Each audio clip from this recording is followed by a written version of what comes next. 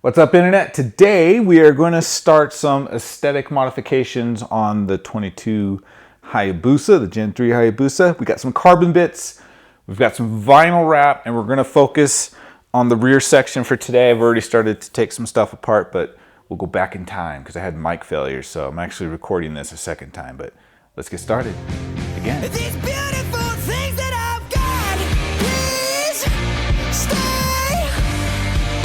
I want you, I need you, oh God.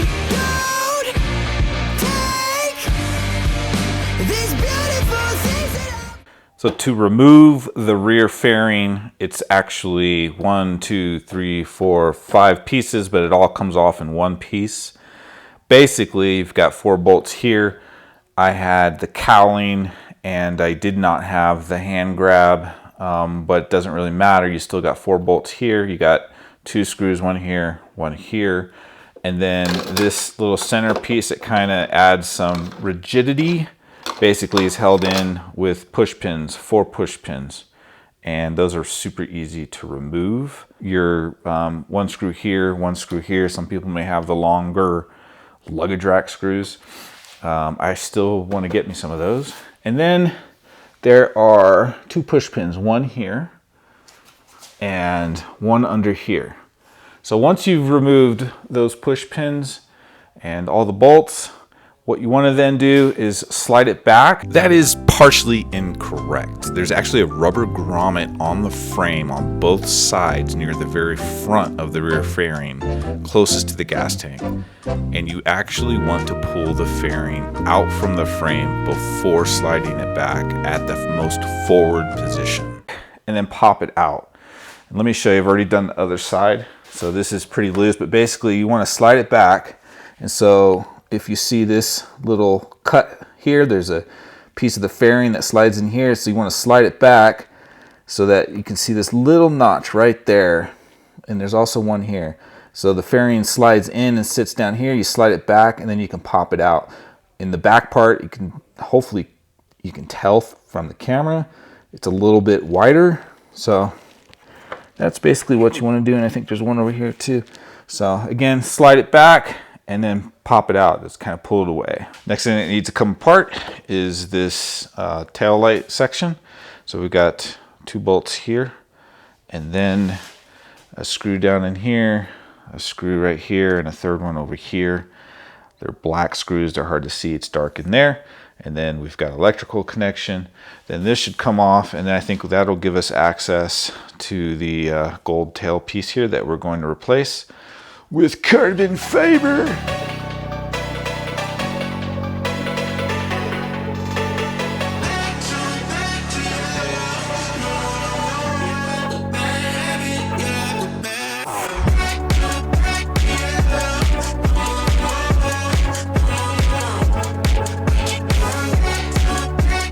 We're not going to disconnect the electrical connection right there. We're just going to flip this, basically just you raise it up, flip it backwards, and just let it set. You don't have to disconnect it. These bits right here, these little rubber grommets, sit on top of here. So you have to lift it up a little bit, then back, and then flip it over, and you're good.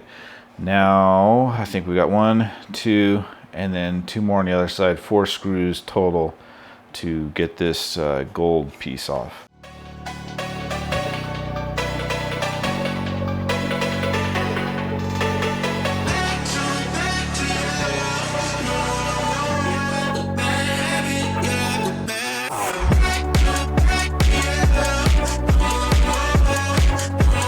Not gonna lie, these 4 screws, major pain in the ass. So couple of problems. One, they're super tight threading in. So I think in hindsight, I might try threading them in off of the bike first to try and just kind of, you know, cut the threads a little bit to make them a little bit easier because they were so tight and there's not enough room in here with a screwdriver to like place your hand to really get enough grip to put the torque on. So I ended up using a ratchet and a socket, and I tried, you know, you got 2 here and then 2 here, and I ended up loosening the fender, taking my makeshift tail tidy off so that I could drop this down to make room for my hands and the tools.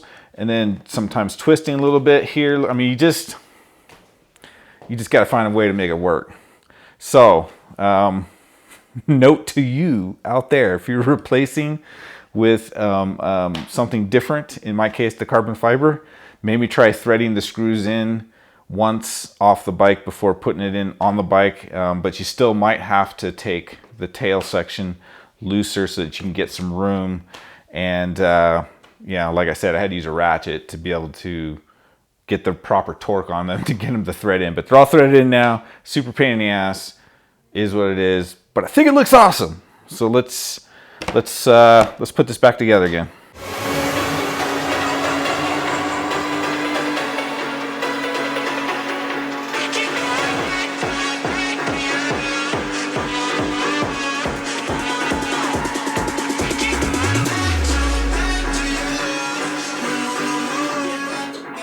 With the tail section partway back together, the next step is to replace the gold accents on the rear fairing here, sitting on the floor. You notice I've got all the packing material, using that as protection on the floor.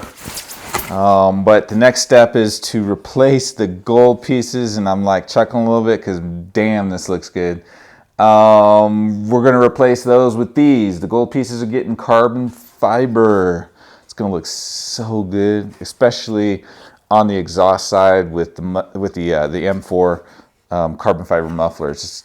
And I didn't plan that way. I got the exhaust because I like the exhaust. At the time, I had no idea I was going to go with carbon fiber in the tail section of the bike and how good the two pieces were going to go together. That was just dumb luck. So that's going to go like so. We'll get these on, and then we're going to kind of put it back together, but not 100% because I've got some vinyl wrap I need to add to this fairing too. We're just going to do some vinyl accents. We're not going to wrap the entire thing and change the color 100%. All right, I haven't talked about where I've got the carbon fiber from yet. Motocomposites. So real quick, I watched a 650 Ebe video, and he had his entire Busa just carbon fibered out, man. Like, I think pretty much like almost everything. Really cool headlight. I kind of considered copying that as well. But that's where I got the idea for the carbon fiber pieces. And I learned of Motocomposites from his video with his Hayabusa. And so I was like, you know, I considered doing all of the accents using these Motocomposite carbon fiber pieces, but they are not cheap. No, sir.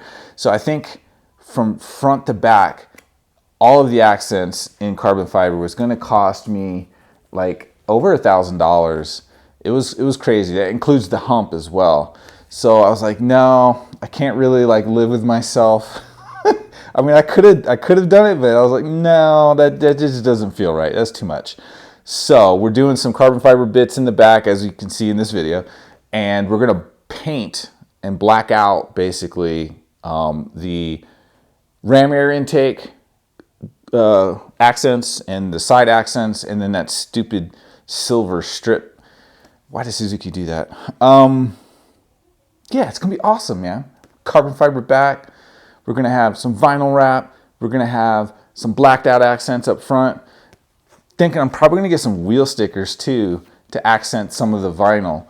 The vinyl is like a gunmetal gray kind of color, so we'll see how that works. It actually is close to the color of these stickers, to be honest. Maybe I'll put one of these stickers on the bike. Hey, Motocomposites, do you guys you need more spokespeople for your product? Maybe you could send me some more carbon fiber. Anyway. So far, this piece fit really well. No complaints, other than the screws are super, super tight. I think like a pre-thread before you put it on the bike would be advisable. But yeah, no, it fit. Everything lined up pretty good. So happy so far. We'll see how these go. I'm fairly impressed with Motoconcepts, and their fitment is just about perfect. So you've got a tab here, another tab here, another tab here, and then you have mounting point here, mounting point here, mounting point here. So those are your three screws, and then these tabs, and it really just like snaps into place, quite precise. And I don't know, it fits Really, really good. I didn't have to do anything other than just put it on.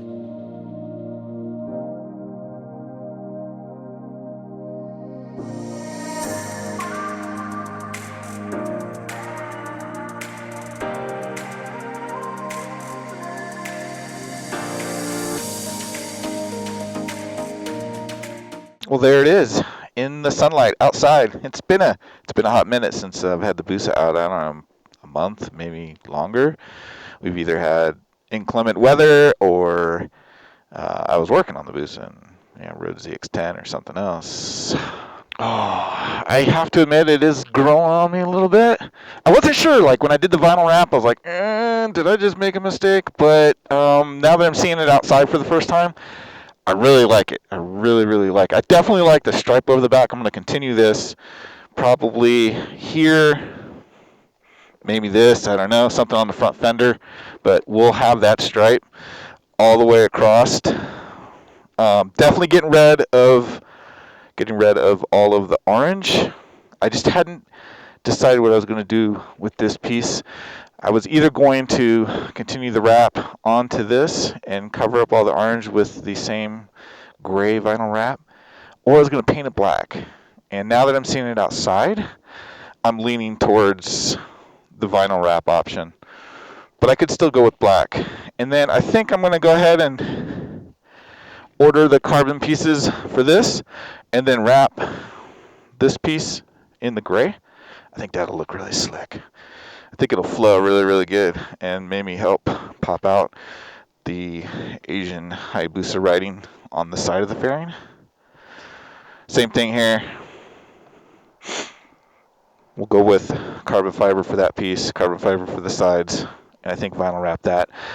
And I said it before, I think earlier in the video, but it was just dumb luck that I've got this carbon still warm muffler with these carbon bits here and here. It just looks, I don't know, man. I really like that part. Not planned at all, just dumb luck. But came out really good. So, I'm going to call this phase 1 and done. I'm going to go for a ride. I mean, I went for a ride to get here. I'm going to go for more of a ride. Whew, let's do this. Keep the rubber side down. And we'll see you in the next video. Hopefully we'll have this wrapped, put some carbon, wrap those side pieces, and the last thing we'll need to do is the front. I heard that this is a pain in the ass to get off. I think it was one of Chris Moore's videos, one of his early on Busa videos.